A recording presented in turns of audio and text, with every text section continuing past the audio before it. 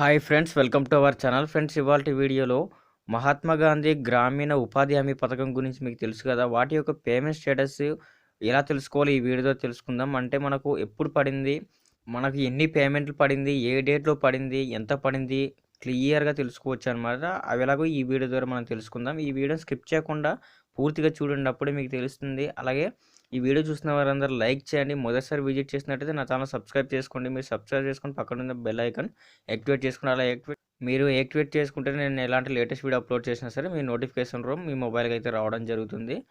So నేను ఈ website link కింద డిస్క్రిప్షన్లో ఇస్తాను, అక్కడ నుంచి అయితే మీరు ఈ వెబ్సైట్కి అయితే రావచ్చు. ఇది కూడా నేను మొబైల్లోనే ఏ విధంగా చెక్ చేసుకోవాలో నేనైతే చెప్తున్నాను అనమాట. సో వన్స్ అగైన్ మనం ఈ వెబ్సైట్కి వచ్చిన తర్వాత మీరు చూసుకోవచ్చు, ఇక్కడ ఏ ఇయర్ కావాలనుకుంటున్నామో ఆ ఇయర్ సెలెక్ట్ చేసుకోవాల్సి ఉంటుంది. తర్వాత డిస్ట్రిక్ట్, దాని తర్వాత బ్లాక్, పంచాయతీ ఇవన్నీ ఇవ్వాల్సి ఉంటుంది అనమాట. నేను అవన్నీ ఎంటర్ చేసి చూపిస్తాను చూడండి. ఫస్ట్ ఆఫ్ ఆల్ మనం ఇయర్ సెలెక్ట్ చేసుకుందాం. ఇయర్ చూసుకున్నట్లయితే 2019-20 ఎడదాం. మనం 2019-20 ఎడదాం. నెక్స్ట్ వచ్చేసి డిస్ట్రిక్ట్ సెలెక్ట్ చేసుకోవాలి. మనది ఏ డిస్ట్రిక్ట్ ఆ డిస్ట్రిక్ట్ సెలెక్ట్ చేసుకోవాలి. నెక్స్ట్ వచ్చేసి మన యొక్క బ్లాక్ అనమాట. బ్లాక్ అంటే ఏం లేదు, మన యొక్క మండలం సెలెక్ట్ చేసుకోవాలి.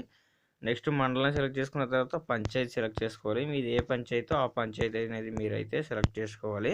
అలా సెలెక్ట్ చేసుకొని ఇక్కడ ప్రొసీడ్ అనే ఒక ఆప్షన్ కనిపిస్తుంది చూడండి. ఆ ప్రొసీడ్ అనే ఆప్షన్ మీద మీరు క్లిక్ చేయాలి. వన్స్ అగైన్ మీరు క్లిక్ చేసిన తర్వాత మీ పంచాయతీలోని ఎన్ని జాబ్ కార్డ్స్ ఉన్నాయో ఆ జాబ్ కార్డ్స్ అన్నీ ఇక్కడైతే రావడం జరుగుతుంది. దాని పక్కన ఆ జాబ్ కార్డ్కి యజమాని ఎవరో ఆ జాబ్ కార్డ్ యజమాని పేరు కూడా ఇక్కడైతే రావడం జరుగుతుంది.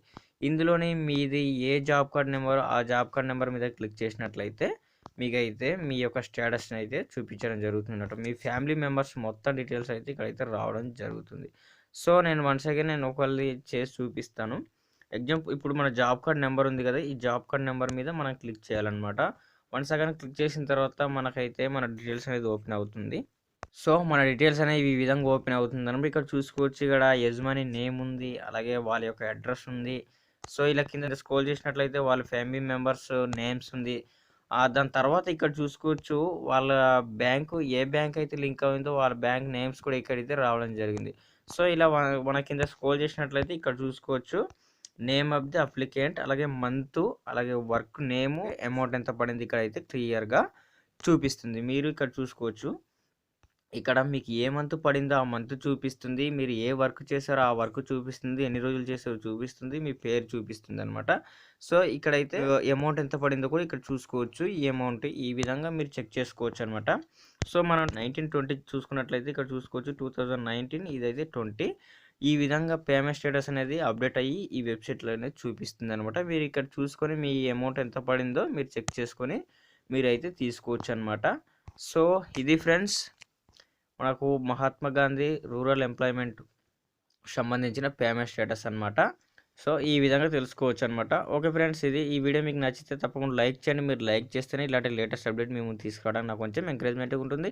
అలాగే ఈ వీడియో ఎండ్ వరకు చూసినందుకు thanks for watching. By by now, జై హింద్.